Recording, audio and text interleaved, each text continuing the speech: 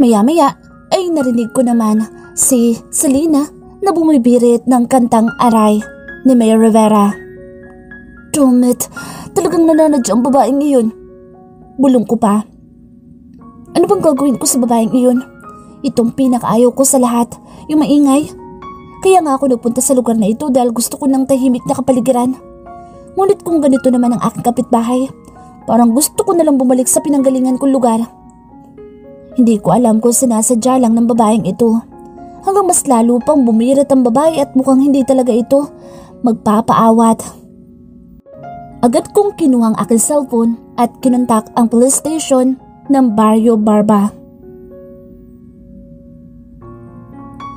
Bigla ako napatingin sa pinto ng bahay namin nang marinig kong may kumakatok doon. Inis tuloy akong humakbang para lang makalapit sa pinto upang buksan ito. Pagbukas ko ng pinto ay tumambad sa aking harapan ang mukha ng 3 pulis. Nagsalubong tuloy ang kilay ko habang nakatingin sa kanila. Ngunit hindi muna ako nagsalita, pero kinabahan din ako at baka may nagawa akong mali. Ikaw ba? Si Selena? Tanong na isang pulis sa akin. Selena Corpus? Opo, ako nga. May kailangan po ba kayo sa akin? Tanong ko sa kanila. May nag-report po sa amin na sobra ka raw makabulahaw sa mga tao dito. Simula kaninang madaling araw hanggang ngayon. Sobra-sobra na raw po ang pag-iingay mo, ma'am. Anas ng pulis sa akin. Nagsalubong naman ang kilay ko sa mga pinagsasabi ng mga pulis na kaharap ko. Parang hindi ko matanggap na may nagrereklamo sa akin tapos ang mga walang hiyang pulis pa'y agad na sumunod sa taong nag-report sa kanila. Ano bang problema nyo? Sa kapamamahay ko ito, kaya natural na kumanta ako habang naglilinis ng bahay. Masama na ba ang pagkanta ngayon? Binabaril na ba? Sige, huliin niyo ako. Tiyakin niyo lang na masarap ang ipauulam niyo sa akin sa loob ng kulungan. Bulalas ko at wala na akong pakialam kung mga alagad pa ng batas ang aking kaharap. Miss Corpus, hindi ka naman namin uhulihin. Ang gusto lang ng nag-report ay sawayin ka dahil naririnig niya malakas na pagkanta mo. Hindi siya nakakapagtrabaho na maayos. Tuloy-tuloy na litanya ng pulis. Mukhang kilala ko na kung sino ang nag-report sa akin. Walang iba kung hindi si Devin Mendoza, ang animal na pusit na iyon. Si Mr. Devin Mendoza ba ang nag-report sa inyo? Tanong kong halos pasigaw na. Miss Corpus, hinaan niyo lang po ang boses niyo. Yun lang po ang gusto ng nag-report upang matapos na ang lahat ng mga gawain ni Mr. Mendoza. Anas muli ng pulis. Hindi ako nagsalita, ngunit gustong-gusto kong sumugod sa bahay nito. Pinadalhan pa talaga ako ng pulis dito. Hindi ka na ba mag-iingay, Miss Corpus? Tanong kaagad ng pulis sa akin. Tumango lamang ako sa kanila. Ayoko magsalita at baka kung ano pa masabi ko. Hanggang sa nagpaalam na rin ng mga pulis. Panay ang bilin nila sa akin na huwag na raw ako maingay. Tango lang ako ng tango sa kanila. Hindi na talaga ako nagpakaimik-imik. Ngunit ang dibdib ko'y kumukulo sa galit para sa lalaking pusit na ngayon. Ngunit kailangan kong magtimpi at baka sa kulungan na ang bagsak ko. Nagdesisyon na lamang akong isara ang pinto. Ngunit malakas ko ito ibinagsak dahil pikang-pika talaga ako sa lalaking iyon. Bigla akong napalingon kay Kikoy nang umiyaw ito na nasa aking tabi na.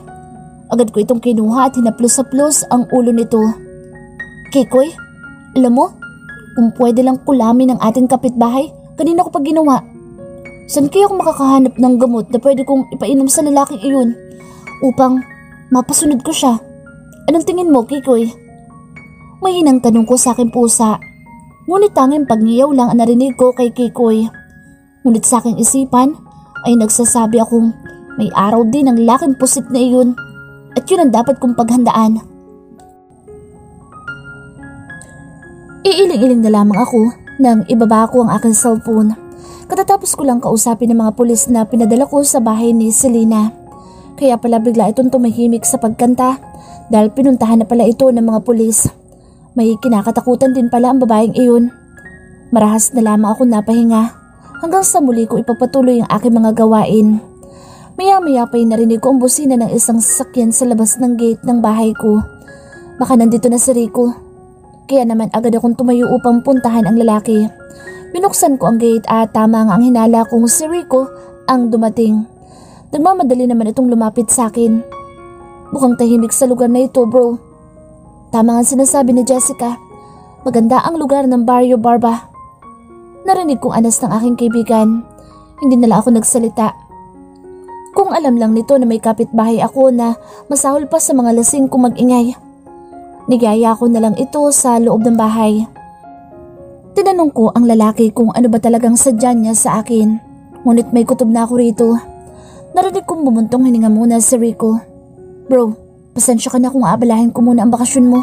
Huwag kang mag-alala dahil doble ang ibabayad ko sa'yo. Ano bang pabor mo? Tanong ko kay Rico. Hanggang sa ilabas dito sa aking harapan ang brown envelope. Drugs like meth and China's heroin were supplied last month to different drug syndicates. Hindi ko alam kung paanong nalusutan ng mga tauhan ko sa pantalan ng Barrio Barba. Simula ni Rico. Tahimik lang ako nakikinig sa sinasabi ng aking kaibigan na si Rico. Isa-isang ibinababa nito ang mga litrato sa mesa. There are the targets. This is Bobby. Siya ang namamahala sa lahat ng operasyon mula nang mahuli natin si Franco. This guy here is Joel Cast. Ito ang kanang kamay ni Bobby sa lugar na ito. At ito si Agram, isang Chinese na matalik na kaibigan ni Bobby. Hindi pa tayo nakakasiguro kung kasabwat din siya. At siya din ang may-ari ng fish pond dito sa Barrio Barba. Anas ng lalaki sa akin. Tiningnan muna ako ni Rico bago inabot sa akin ang dalawang litrato ng babae. Melinda Torrio. Alam kong malabong kasabot siya. Wika ni Rico. Kumunot ang noo ko nang makita ko nagniningning ang mga mata nito nang banggitin ang pangalan ni Melinda Torrio. Naginala tuloy ako sa aking kaibigan. Ito siguro yung sinasabi niyang matagal na niyang mahal. Tumingin muli ako sa isa pang litrato at nagsalubong ang kilay ko nang makilala ko ito. Babaeng walang manners. Mahina akong usal ngunit hindi ako nagpahalata na kilala ko ito. Itinaas ko ang litrato. And who's this? Tanong ko. That is Selena Corpus. Malaki ang may tutulong niya sa kasong hahawakan mo. Siya ang makapagtuturo sa atin kung saan nagtatago si Bobby na alam kong kakilala niya. Kailangan din nating malaman kung saan naroroon ang laboratorio at bodega nila. Alam kong madali ka lang makakalapit kay Selena dahil kaibigan siya ng stepsister mo na si Jessica Tagulaylay. Usal nito. Nakakunot ang noo na tumingin ako sa aking kaibigan. Rico, you know that I'll be on vacation. I know, but you can't go on the vacation. Pakli nito. Why the hell not? Dahil ikaw lang ang pwedeng gumawa ng trabahong ito, Devin. Sad nito. I don't think so. Sagot ko. You purchased a house and lot in Barrio Barba. Pati ba naman ako'y pinaimbestigahan mo na rin? Puno ng iritasyong sabi ko dito. Tumayo ako at dumungaw sa bintana. No, dumating kahapon ang hente mo at pinasasabi na tapos na ang renovation ng bahay mo sa Barrio Barba. Naiinis na napabuga ako sa hangin. Anong kinalaman nito sa kaso? Tanong ko kay Rico. Selena happens to be your neighbor. Sagot nito. What a coincidence. Sarkastikong wika ko. Hindi ko na lang sinabi kay Rico na ilang beses na kami nagkabangga ng babaeng walang manners. Ngumisi lang sa akin si Rico at nagpatuloy sa pagsasalita. Indeed, my source tell me that the biggest drop will happen in Barba. Mula doon ay dadalhin ng mga droga sa Maynila upang ibenta. Kailangan natin malaman kung paano nila gagawin ang distribusyon. We have to stop them. And if I refuse this job? Tanong ko. I know you won't. Kinuha nito ang isang folder at iniabot iyon sa akin. Noong isang linggo, ay may natagpo ang 5 batang patay sa isang abandonadong bahay. Forensic experts say that these kids overdosed on meth. Gumagamit ng mga inosenteng bata si Bobby para sa mga operasyon niya. Pahayag ni Rico. Kinuha ni Rico ang isang sobre na naglalaman ng mga litrato ng mga batang biktima ng sindikato. These kids are the reasons you're going to postpone your vacation and do this job. Nandiyan na ang lahat ng kailangan mong malaman. You will be working undercover. Bulalas nito. Wala sa loob na kinuha ko kay Rico ang hawak niyang folder. Numuntong hininga muna ako bago muling nagsalita. Alright, I'll do the job. Sagot ko kahit nalabag sa aking kalooban. Tiningnan ko ulit ang litrato ni Selena Corpus. Is she involved in this? Tanong ko. Hindi pa tayo nakakasigurado sa bagay na iyan. O baka nga wala siyang alam sa mga taong nakakasalamuhan niya. Wika nito. Tumango na lamang ako kay Rico at muling tumingin sa litrato. The woman had the face of an angel. Parang mahirap paniwalaan na sangkot ito sa isang masamang gawain. Mahaba ang buhok nito. She looked like a Spanish aristocrat. Her eyes glistened mysteriously. She had a cute, delicate snub nose. Her lips were full and sensuous. Kaya lang, nakakairita ang boses ng babae. Masyado itong matapang at wala ding manners na nakatago sa katawan. Tumingin muli ako kay Rico at pansin kong nakatitig ito sa litrato ni Melinda. Mukhang in love ng aking kaibigan. Tumikim muna ako bago nagsalita. Mas maganda sigurong ikaw ang humawak ng kaso para lagi mo siya nakikita. Bulalas ko na ikinasama ng tingin ni Rico. Matulang lumipas ang 2 araw. Medyo okay na ang sugat ko sa aking paa. Kaya oras na para simulan ko ang maghanap buhay. Bago umalis ay tumingin muna ako sa aking relo. Nakita kong alas 6 na ng umaga. Hanggang sa magdesisyon na akong umalis. Kailangan ko makapunta sa bahay ni Agram upang kumuha ng mga isda na aking ititinda. Inalak ko muna ang pinto ng bahay namin. Pagkatapos ay nagmamadali na akong humakbang. Para makatipid ako, nilakad ko na lamang para makarating sa bahay ni Agram. Lagi ko namang ginagawa ang paglalakad kaya sanay na ako. Lumipas ang mahabang sandali ay tuluyan na akong nakarating sa lugar ni Agram. Nang makita ako ng babae ay agad niya akong kinawayan. Tumingin din ako sa ama nito. Kahit kailan ay suplado talaga ang ama nito at wala man lang mababakas ng ngiti sa labi ng matandang lalaki. Tila ba laging pasa ng mundo. Selena, ilang araw kang hindi nagbenta ng isda. Mukhang naging busy ka yata. Tanong sa akin ni Agram. Kagagaling lang ng paa ko, kaya ngayon lamang ako ulit nakaparito. Anas ko sa babae. Nakita ko naman sa mukha ng babae na may pag-aalala ito para sa akin. Tinignan pa nga nitong aking paa upang i-check kung tunay bang magaling na. Nang makitang ayos na ay agad akong binigyan ng isda na aking ilalako. Siya nga pala, Selena. Pwede ba ulit ako makisuyo sa'yo? Tumawag kasi sa akin sa Mr. Cast at nagpapadala ulit ng isda sa bahay nila. Ayos lang ba kung ikaw ulit ang magdala? Gusto kasi ng amo ni Mr. Cast na mag-ihaw ng isda. Kaya nag-request siya sa akin. Total naman, kilala ka na niya kaya ikaw na lang ang pagdadalhin ko. Tuloy-tuloy na litan niya ni Agram. Kinuha din ng babae ang aking kamay at may inilagay dito. Nalalaki ang mga mata ko nang makita ko ang 2,000 piso na inilagay nito sa aking palad. Hala, Agram, ang laki naman ito. Ayos lang naman kahit walang bayad kasi doon din naman ako dadaan. Nahihiyang sabi ko sa babae. Tangka ko sana ang kukuhanin ng kamay nito upang ibalik dito ang pera subalit todo tanggi ito sa akin. Ano ka ba, Selena? Ayos lang yun. Saka alam kong kailangan mo ng pera kaya please, tanggapin mo na lang yan. Nakikiusap na sabi ng babae sa akin. Nakanguwi tuloy ako lalo at labis ako nahihiya. Sobrang laki naman kasi ang 2,000 piso kaya parang nakakahiyang tanggapin. Kaya lang, sadyang makulit si Agram kaya no choice ako kung hindi kuhanin na lamang ang pera. May pambili na ako ng bigas mamaya at mag-groceries ako kahit konti. Sobrang laking tulong nito sa akin kaya todo pasasalamat ako sa babaeng kaharap ko. Agad ko namang kinuha ang isda na dadalhin ko muna kay Mr. Cast. Hanggang sa magdesisyon na ako magpaalam kay Agram. Kumuway pa nga ito sa akin bago ako umalis. Nagdesisyon muna akong dumaan kay Mr. Cast. Baka magalit ang amo nito sa kanya kapag hindi ka agad nakabili ng isda na gusto. Nagdaan ang mahabang sandali nang tuluyan akong nakarating sa tapat ng gate. Hindi pa nga ako nagdo-doorbell ay bumukas na ang gate. Bumungad ka agad sa aking harapan ang mukha ni Mr. Cast. Naku Selena, mabuti na lang at dumating ka na dahil kanina ka pa hinihintay ni boss. Nagugutom na ang boss. Pasensya na po Mr. Cast. Naglakad lang po kasi ako kaya medyo natagalan. Paghingi ko ng paumanhin. Ayos lang Selena. Paano? Kukunin ko na itong isda. Wika ng lalaki. agad ko namang ibinigay sa lalaki ang daladala kong isda. Agad naman akong nagpaalam sa lalaki lalo at kailangan ko nang ibenta ang isda kong daladala upang maagang makaubos. Isda! Bili na kayo ng isda! Malakas na sigaw ko habang naglalakad. Ilang minuto lang ay may bumili na sa aking isda.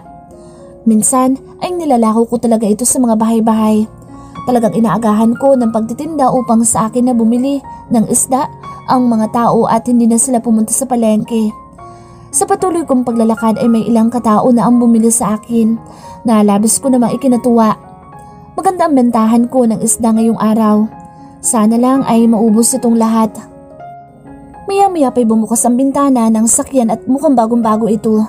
Hanggang sa tuluyang tumambad sa harap ko si Devin. Parang biglang sumama ang hangin sa paligid ng sumulpot ito sa aking harapan.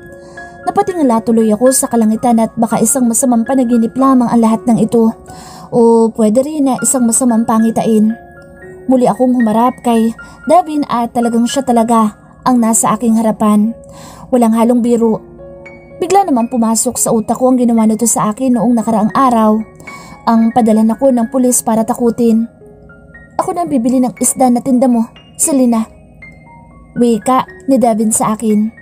Mabilis akong bumaling sa lalaki. Nalalaki din ang mga mata ko dito.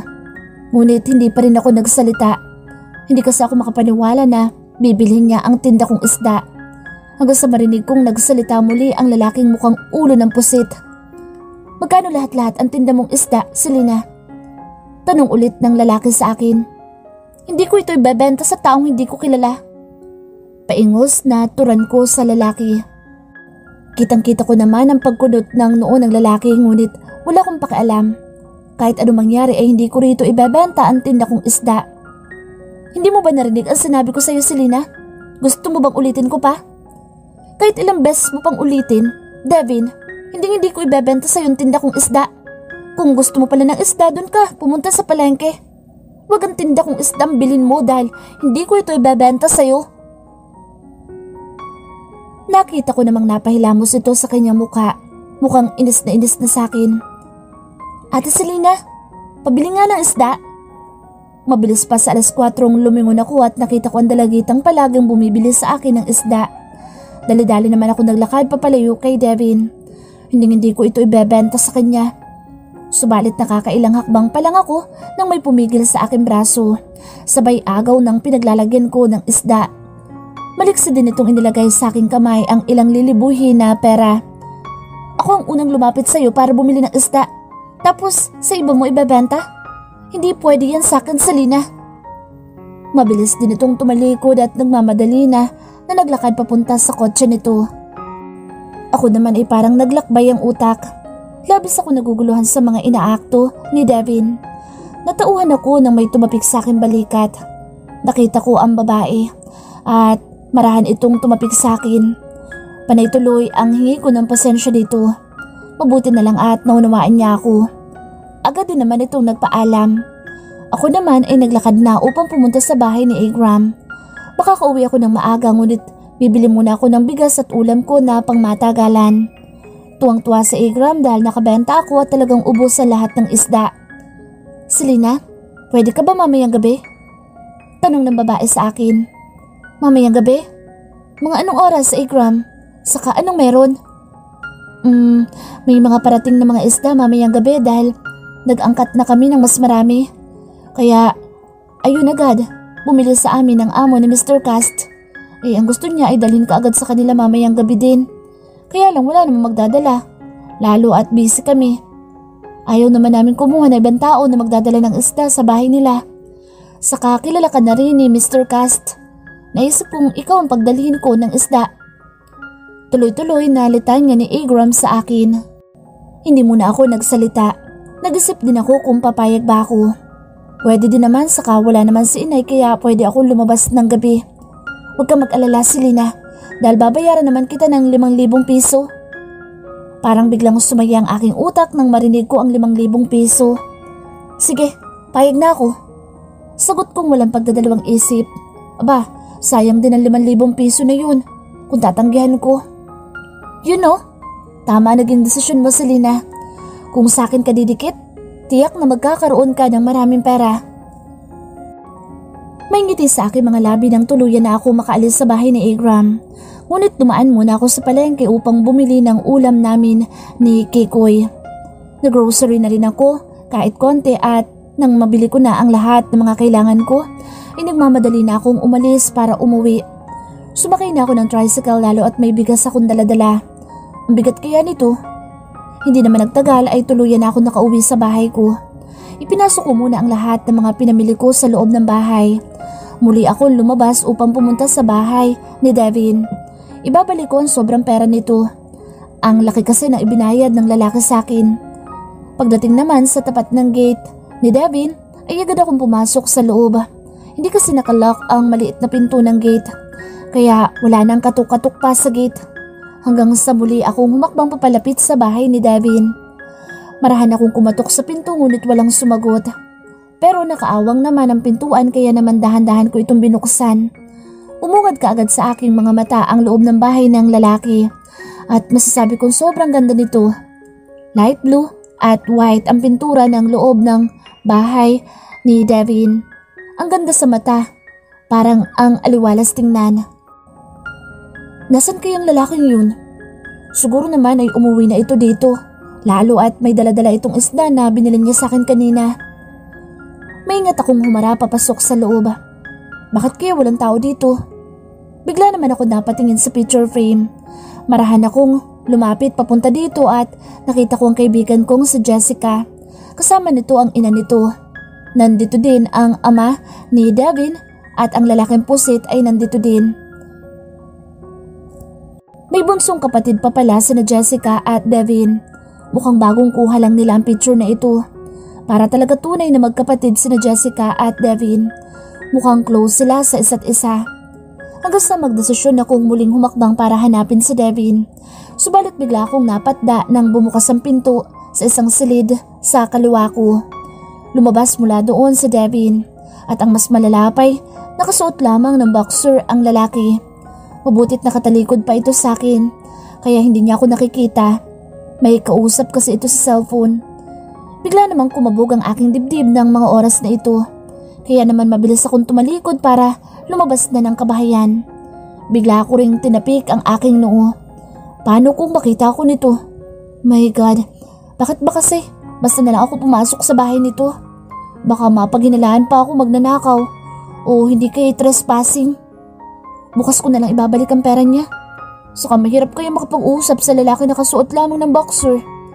Baka imbes na sa mukha niya ako tumingin, ay malipat ang mga mata ko sa kanyang cobra na hindi ko alam kung malaki ba. Kapag nangyari yun, baka wala na ako mukhang maiharap sa lalaking ito. Miss Corpus! Nalalaki ang mga mata ko nang bigla akong tawagin ni Devin.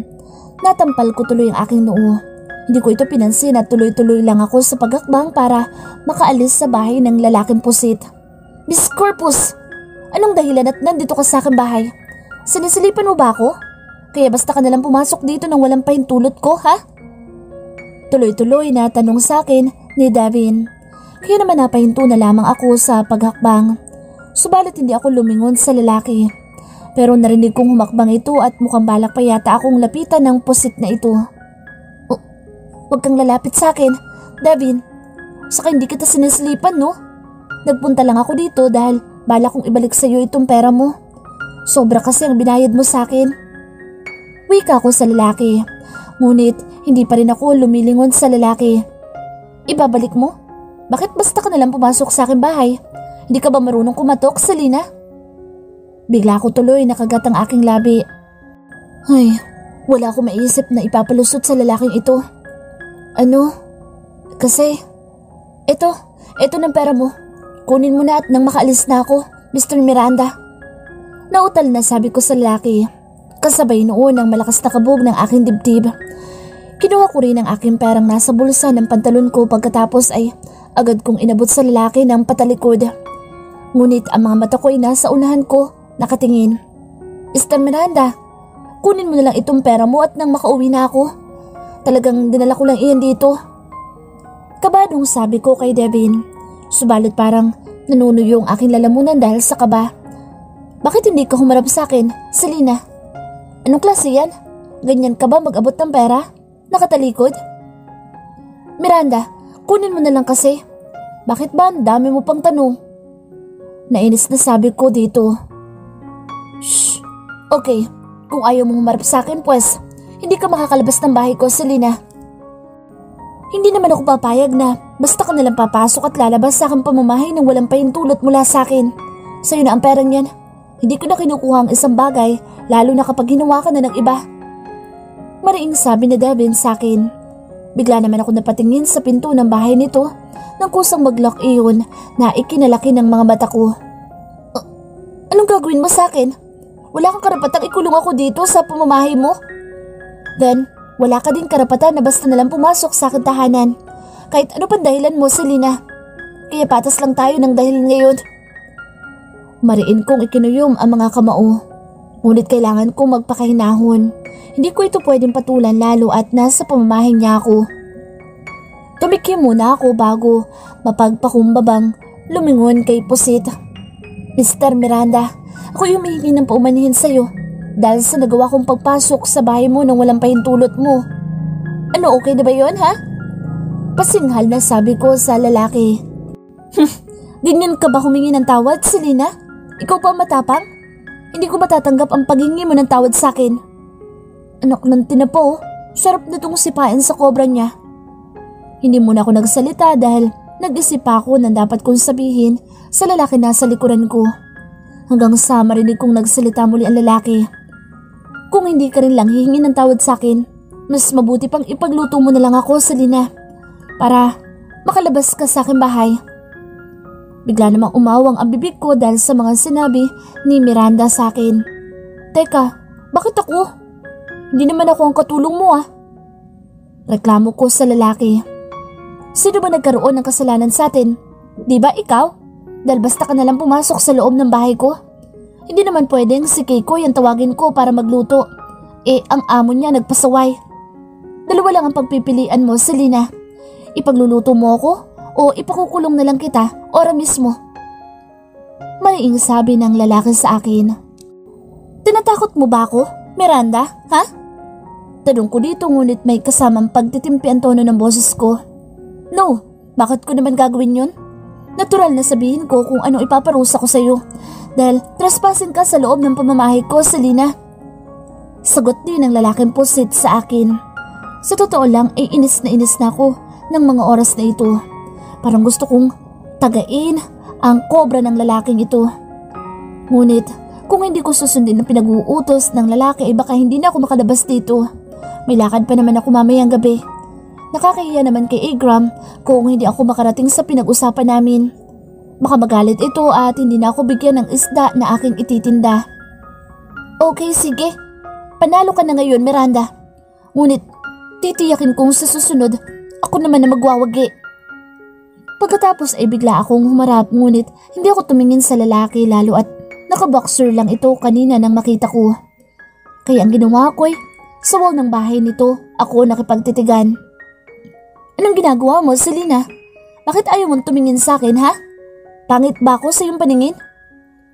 Huwag mo nila akong pansinin, Miranda. Ganito talaga kapag masakit ang leeg ko. Tuloy-tuloy lang akong humakbang at nilampasan ko si Miranda. Hindi ako titingin sa katawan nito, lalo na sa kobra nito. Ngunit sa patuloy kong paglalakad ay bigla naman ako napahinto dahil bumangga ako sa isang tao. Dahan-dahan ko tuloy inangat ang aking muka at nakita ko ang muka ni Devin. Seryoso itong nakatingin sa akin.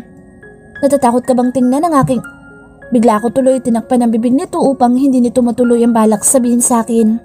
Nanlilisik din ang mga mata ko dito at may pagbabanta din. Subukan mong ituloy, Miranda. Pagbabanta ko sa lalaking Pusit. Hindi naman makapagsalita ang lalaki lalo at takip-takip ko ang bibig nito. Subalit mas nagulat ako nang bigla niya akong hinawakan sa aking bewang at pagkatapos ay agad na isinandal sa pader.